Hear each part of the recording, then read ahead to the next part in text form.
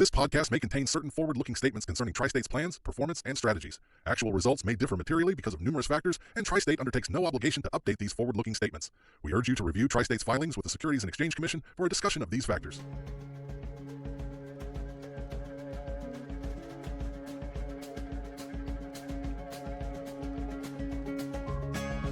A lot of times folks don't even think about their energy usage and consumption until they either get their bill or the power doesn't work. Demand response is another way to involve end-use members so that they can have a real impact on energy demand and to work together as a system to leverage that operational flexibility to make sure that we keep the lights on for everybody, because ultimately that's our goal. Thank you for joining us for the Western Watts podcast. I'm Elizabeth Shilling. I am Julia Eshelman. And today we have the pleasure of talking with Jen Prokop. Jen, thank you for joining us. Yeah, thank you guys for having me. All right, we're going to jump right in. What is your role at Tri-State? I've been with Tri-State for about 2 years now. I originally joined the team in the environmental department. I was an environmental planner. Recently, I've moved over to manage the demand response program. Now I'm up with planning and analytics in the energy management department. It was kind of a big pivot for you. What inspired that move from environmental into energy services? It definitely was a big pivot. I've always had a strong passion related to building programs from the ground up, and this really offered an internal opportunity to do so while still serving our members and providing value to the end-use member participants. And before Tri-State, what other kinds of work have you done in your history? Before Tri-State, I worked mostly in municipal governments. So I worked for the city and county of Denver and city of Boulder prior to that. But I actually started my career as a biomedical researcher working at the university level. Wow. What were you biomedically researching? I was developing a gene therapy for late-stage heart failure and type 2 diabetic patients using CRISPR gene therapy. Oh, so you're really smart. Okay. Thank you. I'll take it. Okay, so you talked about municipal government experience with municipal utility as well. Is that correct? Okay. Yeah. So most of my prior experience is in water and wastewater utilities, different style utilities, but still within the utility family. Is there something about utility industry that draws you in specifically? I come from a long line of public service employees. I'm third generation now, and I've always felt compelled to serve the community I'm part of, and I feel like this is just another way to do so. Thinking about serving communities, working on the demand response program at Tri-State, does that give you an opportunity to connect at that community level? Not only are we providing a service to our members and providing tangible benefits to them, but also that's passed along to our end-use member participants. We're having an impact on multiple different levels, which is really great to see through. For demand response, let's do a baseline. I think a lot of people might be familiar with Excel's program. It's a thermostat incentive program. As an end consumer, they'll give me a credit back on my bill if I give them a little control over my thermostat temperature during peak events or extreme weather. That's my experience as an end consumer, but what is Tri-State's demand response program? Tri-State does have a program similar to the smart thermostat program you're referring to at Excel. Right now, our demand response umbrella has 4 different programs nestled underneath it. One of our programs is the Smart Thermostat program, where we do have our members and the end-use member participants enroll, and we adjust those thermostats and pay out an enrollment incentive and then also an annual incentive. In addition, we have an irrigation program, which is custom developed for our irrigation end-use member participants. What happens is we essentially have the opportunity to reduce the usage of their pump, either by turning it off entirely or using a variable speed drive, which is like a thermostat that can dial down from 100% to maybe 50% of the power that would be used by that device. And with that, there's associated performance and bonus incentives. And then we also have our commercial and industrial program. That is really looking at our large loads, our large energy usage loads, things like oil and gas pipelines, cement plants, any large-scale commercial and industrial user that has an interruptible process within their facility where they dial down the power, turn off a piece of equipment. And with that, we offer a reservation and performance incentive. Our 4th program is a bit of an umbrella. It's our member demand response program. This includes member smart thermostat programs that already exist within some of our member systems. We could just roll those over to us. And then our member battery storage program. So with this is actually a really exciting program arm. We have the opportunity to enroll batteries, things like Tesla Powerwall 3 or Franklin WH batteries, into our program to essentially utilize those and dispatch those batteries during time of high energy load and take a little bit of the stress off the grid. With that, there's also the associated incentives, which come with all of our programs. You mentioned before that the members have their own demand response programs, which I can understand how that's valuable for them for direct peak shaving. But what's the benefit for Tri-State in our actual system? There's definitely a lot of benefits for Tri-State. Some of these include things like avoided maintenance and construction costs, speed, insight into the actual loads. When our members are doing their demand response events, it's almost invisible to us until we see that that demand is ultimately missing. Some other benefits include spending less on power purchases. And again, that increase in reliability for our grid, the flexibility. We also look at demand response as part of our operational fleet when we control it. This isn't so much the case when it's at the member level. As dynamic as the industry is, we need the speed and flexibility to manage our demand now. And our demand response program allows us the opportunity to do that. When you say speed, how does DR give us more speed in our operations? When we think about building a power plant or building additional assets, even renewables, it takes a considerable amount of time when you start with the permitting process and move all the way through actually groundbreaking. Demand response offers that capacity by leveraging our operational flexibility across the entire membership to have the speed to capacity much quicker than actual construction. It seems like there's a lot of benefits for Tri-State. What about at the members and use consumer? What is the benefit like to them? To touch on the incentives, that's definitely tangible for them as we're seeing energy costs increase across the country. This is a way to offset some of those energy costs. It also, again, creates a more reliable grid for everybody. And when we're all chipping together to leverage our operational flexibility, we lower the amount of energy that we need to purchase on the open market. We're keeping those costs down, and we can pass that benefit along to all of our members. I'll just say you also mentioned avoided costs in transmission and the operational costs. Can you dive in a little bit deeper too about those avoided costs DR will help with? We do see demand for energy changing. Not only are we having big leaps in electrification from things like electrifying the oil and gas industry based on some Colorado and New Mexico regulations, but also increase in electric vehicles, increase in electrification of home heating options. When we're seeing all this, in addition to some of our high impact loads, things like data centers, crypto mining, we are trying to catch up with those. Originally, we hadn't anticipated the type of spike in energy demand that we're seeing today. 3-4 years ago, AI wasn't even on anybody's mind. And now we're having high impact loads approach not only our organization, but organizations across the country asking for 30, 40, 50 megawatts, where this wasn't something that was originally planned for. As this is changing, we are trying to make sure that we're able to keep up and have different solutions. It's going to be a mosaic of different programs and pieces that come together to be able to support loads of this type. Demand response is one of them. With the program, not only are we utilizing it as a tool in our toolkit, but we're also avoiding the transmission costs, the maintenance costs, the costs involved with building any generation assets. There are multiple benefits as we move into this new energy future. Excellent. Do the members want demand response? As we begin approaching members that this is new to, we are getting some really good feedback. The program is fairly new, so getting the word out is a big piece of what we're doing right now. It's a lot of member outreach. It's a lot of going to visit, saying hello, explaining what demand response is. But once we have the chance to actually speak with them and explain the program and the benefits of the program, we're seeing some really great buy-in from multiple different distribution co-op members. You mentioned we have an irrigation program. We have smart thermostats, and I think those are pretty straightforward. And then you mentioned a commercial industrial user. And can you just give like a few examples of ones that would be able to take part in a demand response program? What we're seeing a lot of now actually is cement plants and like rock crushing facilities.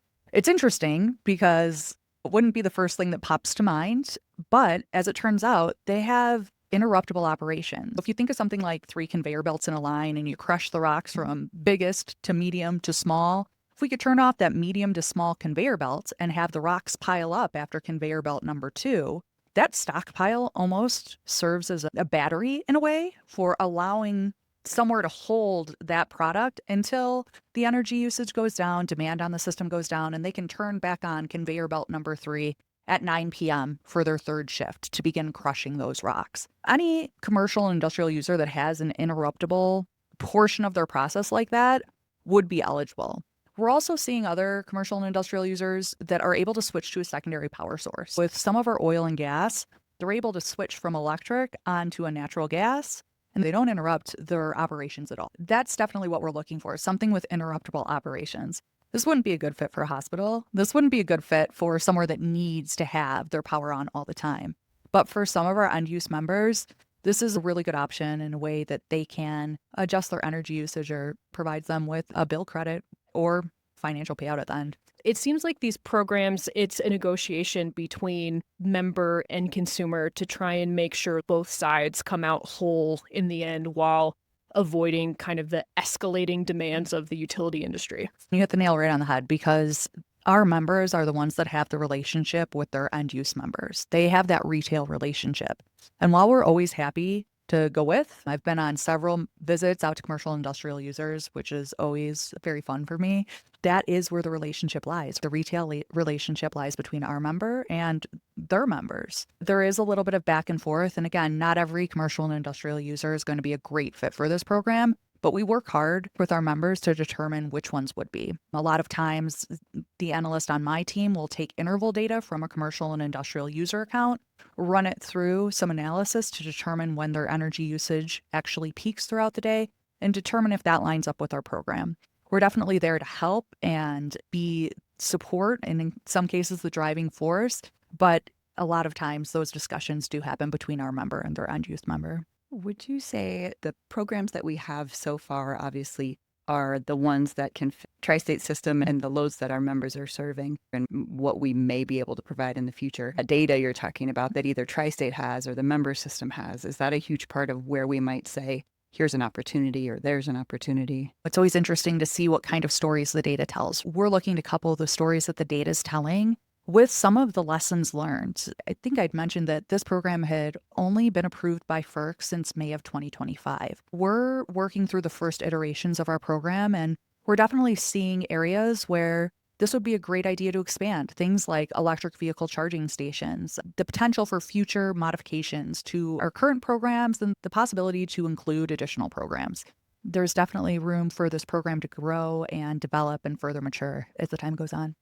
DR for an electric vehicle charging station, is that something where some of them would be inactive based on the amount of use they typically get, or the power flow would be a little slower, like a 50%, like you were saying? I think it'll probably end up being a combination of the two sort of scenarios that you just mentioned. There's the opportunity for chargers that are in homes. With some of the other public chargers that you see out in the world, maybe there's a way to dial down that power. Maybe they are only providing 50% of what the typical charging power would be at that time when we would be having a demand response event versus 100%. The Lowe's right next to us has 40 Tesla chargers in the parking lot, so maybe they could ramp down maybe 5 of those.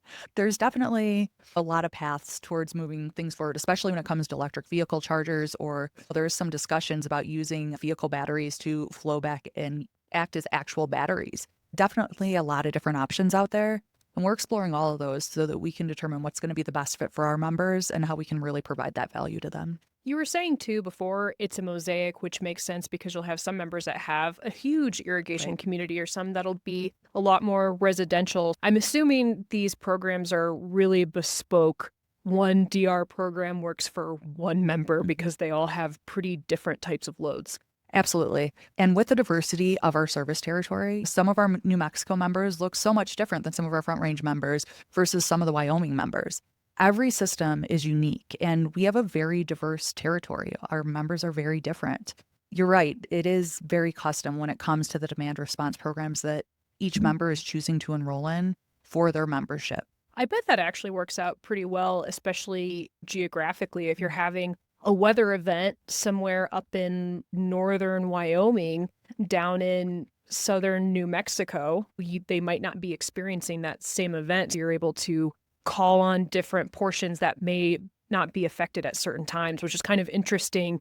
If Tri-State is able to manage it more holistically, it's a lot more efficient to be able to pull from the full footprint of the system. There are definitely some nuances to which interconnect things fall in. And as we move into the RTO and move into SPP, I think that'll become even more apparent how we're strategizing to utilize our demand response assets and program and enrollments to have the most benefit for our system overall. As those sort of items are on the horizon, we're definitely thinking about them and how the program is going to best fit to maximize its benefit across the entire membership. I didn't even think about that. How does DR work in an RTO? I don't understand. SPP has their own requirements related to demand response, and we're still in the process right now of getting our head wrapped around them so we can make sure that we're meeting those requirements. We're in meetings through the next few months and working closely with some of our other teams to make sure that we have everything required for demand response to be an asset that could be utilized in the future. As far as what we're offering today, can we dive into the technical side a little bit? Sure So if thing. a member signs up, they're part of our DR program, and then their end use consumers are part of it. What happens technically? How does it all connect? There are a bunch of pieces functioning all at once, and typically this is the path of the process. We approach a member, we talk to them, they say, yes, we want to join the demand response program. We have them sign off on a demand response program agreement, and that's the first step for us. We have a lot of conversations, and we need to make sure that we're aligned with our member. We know that they are at the stage where they're truly ready to enroll. One of the first steps we take internally is setting up what we call a member tenant, which is a slot in our software system that sort of falls under an umbrella. Every enrolled member gets their own slot so that they only see their own information with our associated software system. We take care of that on our end, and then we put together a scoping meeting for our member. With the scoping meeting, we find out what kind of AMI they're using, what kind of MDM they're using, and figure out how would be best to build the data pipeline. Our goal is to have this program be very automated. We don't want them to be downloading a bunch of data to send to us for me to hand off to my analyst to say, analyze the data, see if they really participated. Here's a month of interval data, a huge file. We're looking for it to be automated. By connecting this data pipeline from the MDM at the member to our software system, our DERM system we refer to it as, this creates a data flow that allows for an automated measurement and verification process to show that somebody that was a demand response participant that was dispatched actually participated. We look at the interval data to see, oh, here's the energy usage and it's dropped off during the hours of demand response. Okay, your incentive should get paid. One of the initial steps of the process is connecting all those systems and making sure that they really are talking to each other and the data is flowing back and forth. Is there anything you have to add for that layer of communication? Typically, no. There's sometimes the need to build out an SFTP site. What? The Secure File Transfer Protocol. Thank you. Yes. Some of our members already have that set up for numerous other reasons. If that already exists, we typically use that same one. Another alternative is to use an API or a little bit of code that speaks to the two systems in the background and allows for data flow in between our DERM system and the MDM system at the member. But typically, it's fairly straightforward for a process, and there is no cost to our members. We worked hard to ensure with some of our initial economic modeling prior to the rollout of the demand response program that there wouldn't be any costs incurred on them. We want them to participate. We want to minimize the barriers to entry. We felt strongly about it when we were developing the program that they shouldn't incur any costs. I have a definition question for you. You mentioned AMI and MDM. What do those mean? AMI is Advanced Metering Infrastructure, and then MDM refers to meter data management. Thank you. Step one is you align the communication between our system and the member system and automate it so that you're able to track whether the program's actually being followed. What's the next step? Typically, we run test events. We'll test that process to make sure that those two interfaces are really actually talking to each other. Run a test event, and then it is moving on to the member marketing the program to their end use members. Once we have that data pipeline, members enrolled into the program are end use members in the members' territory, marketing that and understanding how they're going to reach out with the help of our internal folks here, helping us with social suites and different website elements that might be useful, email blasts, things like that. Each program, again, is a little bit different. This might mean for Member Smart Thermostat that they are pushing out email blasts or some other associated communication to their large-scale membership. For commercial and industrial loads, this may mean for our member systems that they are looking at, okay, who are my largest energy users? Most of our members know this already. They know what their big accounts are. Approaching them to see, would you be interested in this? What type of interruptible processes do you have? That would be another aspect, is a real sort of grassroots, boots on the ground, get into the commercial and industrial users and talk to the right people. With irrigation, this might be putting together almost a focus group. We've seen sort of an irrigation key accounts group that some of our members have put together to bring irrigators together at a round table and explain the program, discuss the benefits, and see if it's something that would work for their system. There's definitely a couple different aspects there, but it moves from the data pipeline setup to our member reaching out to their membership to try to get folks enrolled and just spread knowledge about the program. From there, once those members are enrolled, some of our programs have a seasonality, irrigation in particular. You can't turn off pumps and pivots when they're not running. Once those folks are enrolled into the system, making sure that they have the proper software that they need for different events, ensuring again that everything is connected properly. But then it's a matter of us pushing the button up in our real-time room to say, run a demand response now.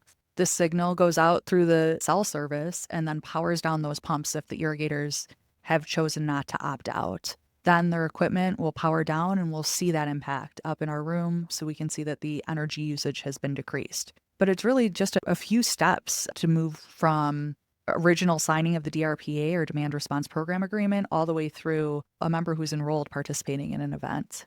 What's the communication path from you pressing the button to the end consumer's tech or the industrial user's operation ramping down? The general overview goes something like the button is pushed. There's typically a notification window involved 4 hours before an event to allow the end use participant to take whatever steps they need. The button is pushed, the signal gets sent through our DERMS or our software program, which then sends out either a notification email. In some cases, in instance of commercial and industrial, they'll actually manually go shut down equipment either via SCADA or physically shut down pieces. With irrigators, we're in the final stages of a vendor selection for a direct load control switch. The button would be pushed in our room. It goes to our DERMS system.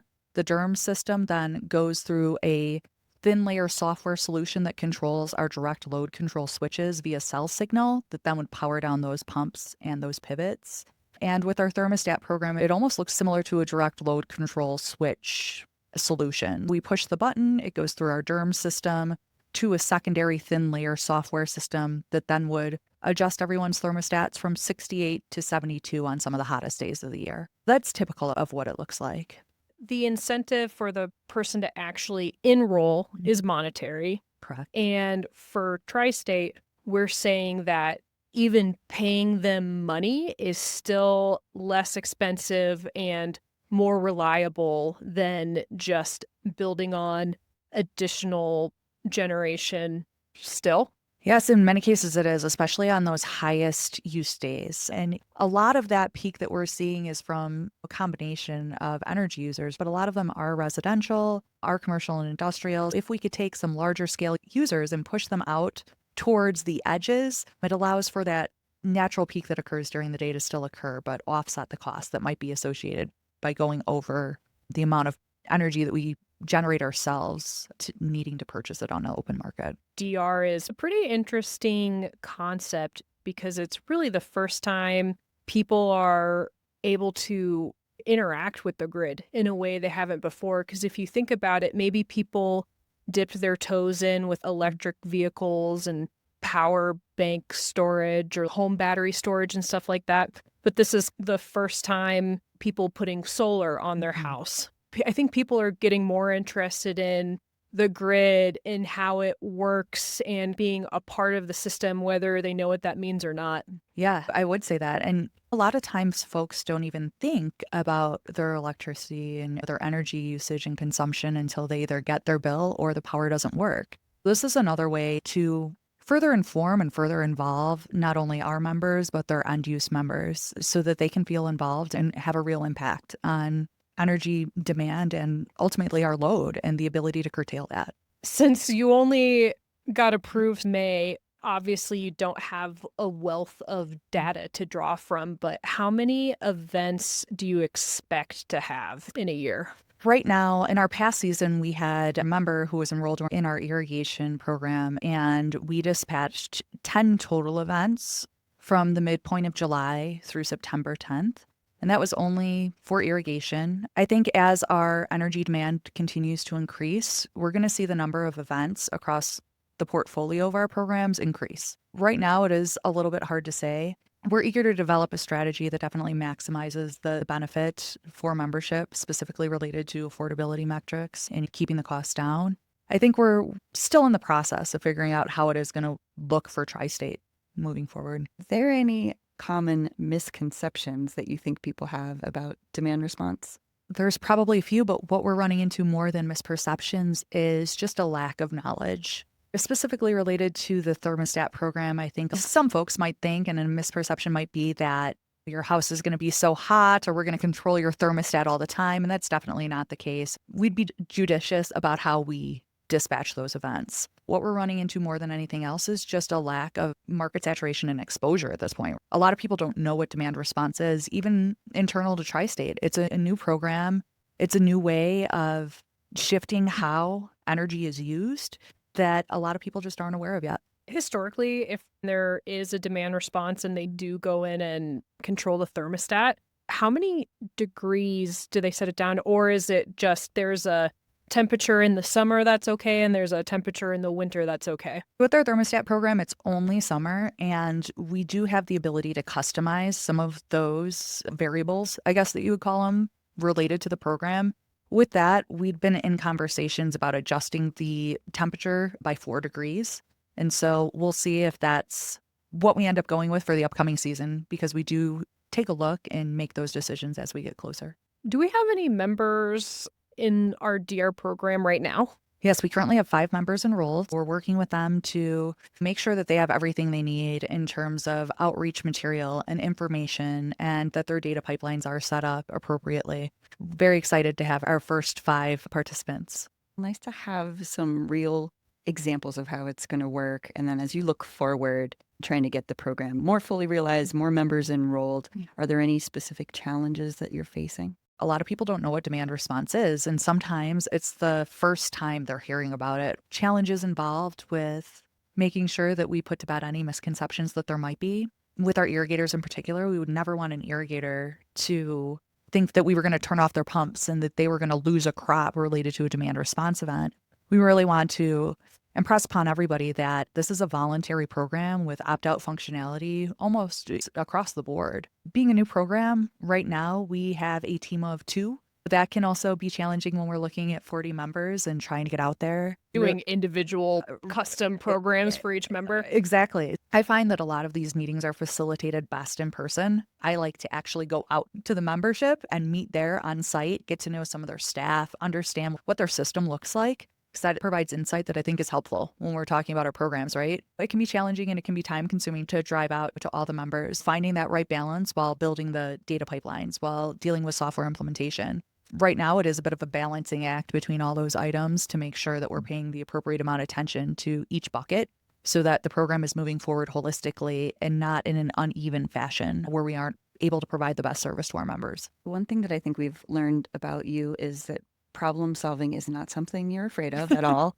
Even though there's a lot of workload ahead to continue to refine and build out this program, you still seem really excited. Why is that? What's the opportunity? There's tons of opportunity here. And again, just tangible benefit, not only to our membership, but to those end use members is really energizing for me. It's always fun to solve a puzzle, to have a challenge and to overcome it. In addition to the benefits we're providing to membership, to their members, it's the opportunity to learn, to grow, and to be part of a really dynamic and inspiring team that all the folks within energy management are just incredibly supportive and really intelligent, and there's so much to learn from them. I'm just grateful to be part of the team. What's harder, CRISPR gene editing or demand response? At this stage, I'm going to go with demand response, but I've only been here a short time. And then we've gotten to the nitty gritty and we've talked all about it, but give me the 10,000 foot view of the DR program. We're looking at the DR program as one of the tools within our toolkit to offset the tremendous increase in load that we're expecting to see over the next 5 to 10 years. We're doing this and using this program not only as a way to offset that load, but also provide tangible benefits to our members and to their end-use member participants. We look at this as a way to keep our grid reliable, affordable, and responsible for all of our members. How important is it for Tri-State to offer members programs like this? I think it's really important. It shows we want to make sure that we keep our energy affordable, and demand response is one of the ways that we're able to do that. It shows that we're there to serve them. We're trying to develop these programs ultimately as a service to them by providing these incentives in some ways as a passive income stream and helps offset some of the costs associated that we're seeing with our electricity supply. Yeah, I can tell there is an undercurrent with all these programs that are being developed. They're designed not as a handout, but as a win-win, because as a not-for-profit, you don't have extra money to throw around. If there wasn't these benefits for both the member and tri-state, I don't think we would do them. Absolutely. And we do look at it as a win-win, especially with this program. We have the good fortune of being able to provide those incentives and pass along the savings that we have that are created by the shift in energy usage, by leveraging that collective flexibility that we have. Does it give us more reliability because these are usually tied to an event like extreme weather or extreme demand use? Does that increase reliability as well? Definitely. When we see things like Winter Storm Uri, the opportunity to have somebody be able to dispatch demand response events during extreme weather events like that, and to take large energy users off our system to make sure it's resilient for everybody else so that our end use participants and our member systems still have the opportunity to provide energy for heating, for maintaining the food within their freezers, it makes a big difference. And we're seeing more and more of those extreme weather events as we move forward. This is just one way that we can, again, offer another tangible benefit in making the system more resilient. Question out of left field. Do you know how DR compares to something like a brownout that they do in California? DR is a way to avoid brownouts. And I'm not sure what the energy landscape looks like in California. And Complicated, I'm yeah, sure. I'm sure. And some of those places where they are having these rolling brownouts, if we're able to dispatch demand response events with end use participants that already know that they're enrolled in the program and say, oh, we're going to shut down group A of our irrigators group, and we're going to ask the cement plant to shut down conveyor belt 3, and we're going to turn everybody's thermostats from 68 up to 72. We're alleviating the stress on the system. By alleviating that stress, there's no need to alleviate it through things like rolling brownouts, which is what we see in some of the other areas of the country. I guess in the end, if there was an extreme weather event, it does end up even being in the residential and consumer's best interest, because would you rather have a power outage because of the extreme demand, or would you rather move your thermostat down or up a little bit, but you maintain that power? That's a big part of it, right? We're all combining to collaborate and to work together as a system to leverage that operational flexibility to make sure that we keep the lights on for everybody. Because ultimately, that's our goal, making sure the lights stay on. And if we're able to all work together to do this, it's to everybody's benefit. It feels like a big part of this whole concept working is the relationships that are built, the conversations that are had around, hey, we can give you a little incentive if you can give us a little flexibility, maybe a little bit of control. And it feels like those relationships are important to establish ahead of these events where we need to say, hey, can you help us out? Can you turn this off or do that work later? Can you tell me just a little bit about that? You articulated it really well. A lot of this sort of hinges upon building relationships and explaining the value of the program. Not only is this increasing flexibility and reliability and ultimately affordability across the system, but it's building those relationships to show that we're all in this together, explain why it's important, and how we are avoiding the potential for things like rolling brownouts, things like stress on our grid. The early stages and those foundational relationship building aspects are definitely very important. I feel like it's a key element, a key intangible to this program for sure. I have one more thing too.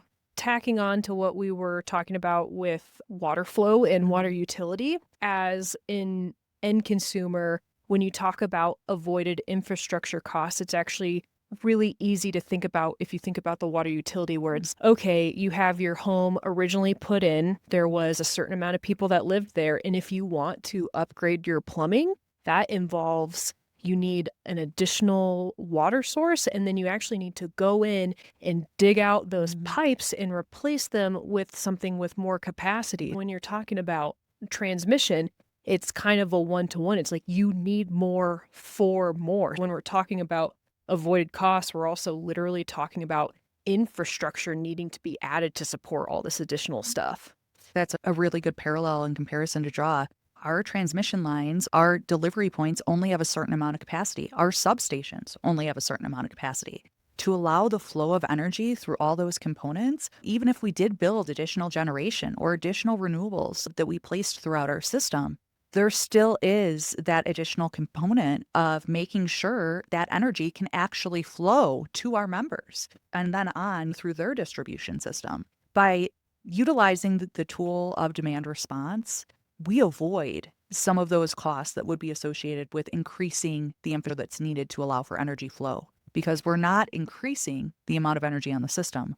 We're flexing when we're using energy. Jen, thank you so much for joining us today. I think we have a lot more information about the benefits of this program, and thanks for helping everybody learn a little bit more.